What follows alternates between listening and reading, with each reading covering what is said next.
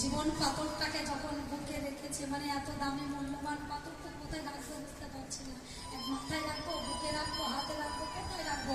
দেখবেন কোনো মূল্যবান বস্তু যদি আমাদের কাছে আসে, আমরা সেই জিনিসটা কোথায় রাখি বুঝতে পারি না।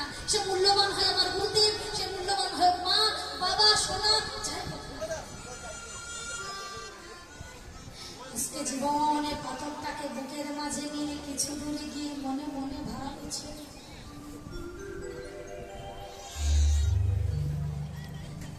যে পাথরটার দ্বারাই লোহা সোনা হয়ে যায়, সেই অমূল্য পাথরটাকে যে ছুঁড়ে ফেলে দিতে পারে,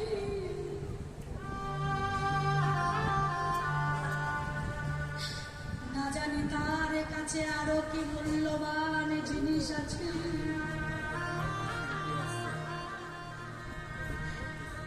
যে এমন মূল্যহীন করে মূল্যবান পাথরটা ছুঁড়ে ফেলে দিয়েছে। সারা জনমে আমি আমার আমার আমার করে গেলাম, কিন্তু কোনোদিন জানতে চাইলাম না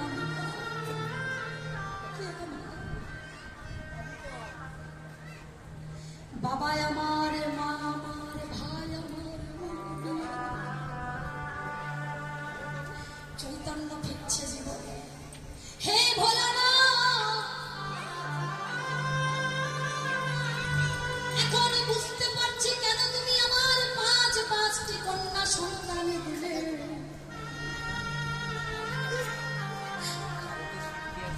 যদি পাঁচটি কন্যা সন্তান না দিতে, একটা পুত্র সন্তান দিতে, আমি তো কখনো বৃন্দাবনে এসে না।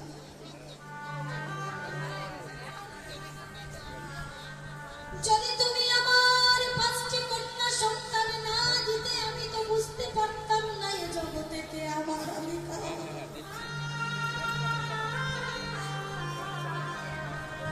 আমি আমার কন্যা সন্তানদের বিবাহ দেব বলে আজ বৃন্দাবনে ছুটে এসে পাথর নিয়ে চলে যাচ্ছি। আর যিনি ওখানে রাধা নাম জপ করছে, না জানি তার কাছে কত মূল্যবান বস্তু আছে, সব কিছু ফেলে দিয়ে তিনি তার মতো করে রাধা নাম জপ করে যাচ্ছে।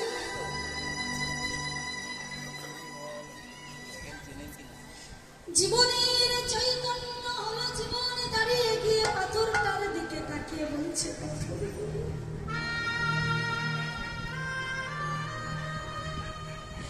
যে আমার কন্যা সন্তানকে দিয়েছে আহার, সে তো জুগিয়ে দেবে।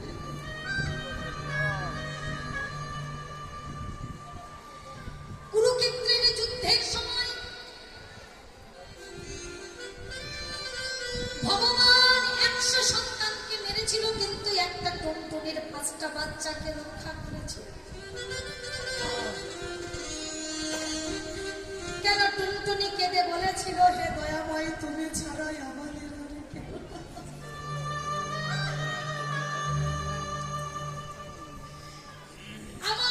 আমি টুনটুনি, আমার বাচ্চা, তুমি আমার 5টা বাচ্চা রেখে আমার স্বামী টোনা পালিয়ে গেছে, কিন্তু আমি আমার 5টা বাচ্চার জন্য কোথাও যেতে পারি না। ভগবান কি করলেন? হাতির ঘন্টাটা কেটে এনে ওই টোনাটুনিকে ঢেকে, টুনিকে তার বাচ্চাকে ঢেকে রেখে দিলেন 18টা দিন। ওই টুনি বলেছিল, আমাকে যে ঘন্টার মধ্যে রাখলে বলো দয়াময়, এই ঘন্টার মধ্যে থেকে আমি খাবো কি? ভগবান বলেছিলেন, তুমি আমি যখন রক্ষা করলাম আহার আমি জুগিয়ে দেব, তুমি চিন্তা করো।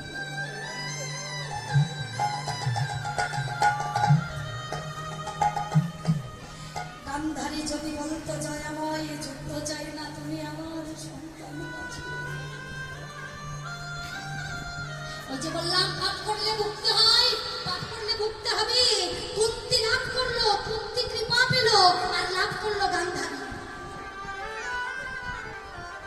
দুর্বাসা মুনি কৃপা করলো, 100টা স্বর্ণপাত্রে খেতে চাইলো।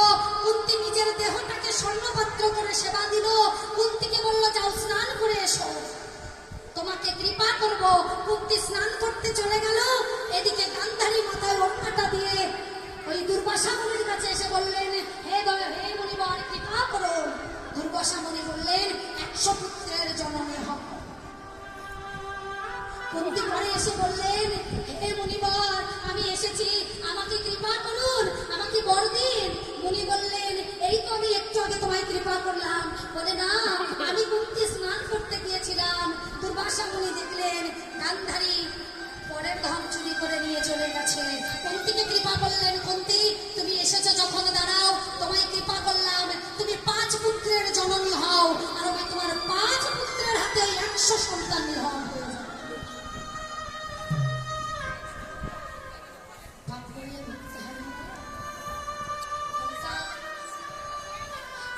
জীবন পাথরটা ফেলে দিয়ে ছুটতে ছুটতে এসে বললেন, হ্যালো দয়ামহ,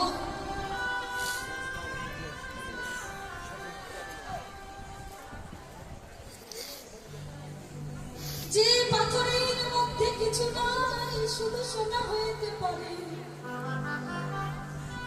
সেই পাথরটা যেমন ফেলে দিয়েছে, বলো তোমার কাছে আর কোন অমূল্য ধন আছে?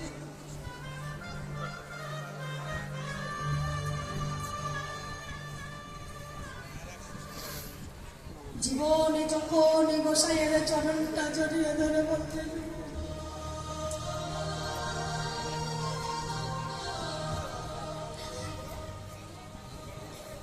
গোসাই বললেন, হ্যাঁ তুই যে পাথরটা নেওয়ার জন্য ছটফট করছিলিস, ওই পাথরটা কোথায় রেখেছিস? বলে, ওই পাথরটাই কিছু দূরে আসার সময় আমি তুলে দিয়েছি। কেন?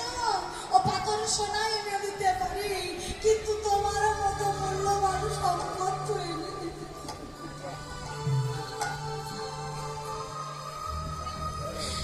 তুই আমার থেকে মূল্যবান সম্পদ চাস?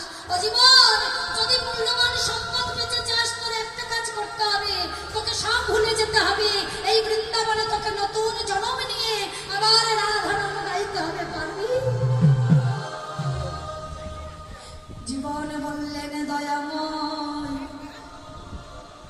আমি ভেবে দেখলাম এই জন্মে কেউ কারোর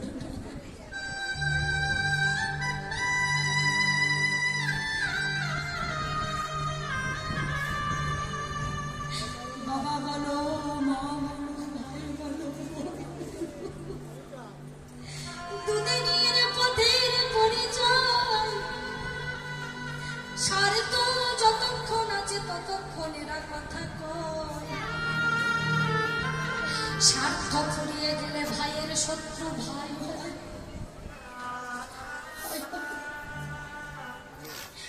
ভাইয়ের শত্রু ভাই হয়ে দাঁড়ায় যদি স্বার্থ ফুরিয়ে যায়।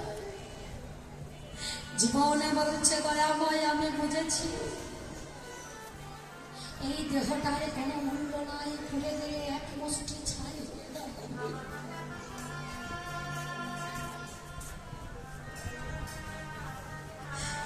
তাই দেহ থাকতে থাকতে যদি সাধন ভজন না করতে পারি, তাহলে আর তো কোথায় হবে। জীবন, তুই বুঝতে পেরেছিস তোর দেহটা অমূল্য সম্পদ, তার ভেতরেই সাধন ভজন রাখতে হবে। জীবন বলল, কেন জানি এই দেহ পুরে ছাই হবে না, মায়েরা? হবে কি না বলুন? আজকে না হোক কাল, কাল না হোক পরশু, আমাদের হিন্দু সনাতনী ধর্মের দেহটা তো পুরে ছাই হয়ে যাবে বাবা। ইসলাম ধর্মে সেটাও একদিন মাটি হয়ে যাবে। কারোর দেহ কেউ ধরে রাখতে পারবে না, আর জ্যান্ত অবস্থায় স্বর্গে নিয়ে যেতে পারবে না। এখানে কেউ কি আছে হাত তুলে বলতে পারবে আমি হেঁটে স্বর্গে যাব? ক্ষমতা করো, সেই জন্য ক্ষমতা সুন্দর করে আমার সোনার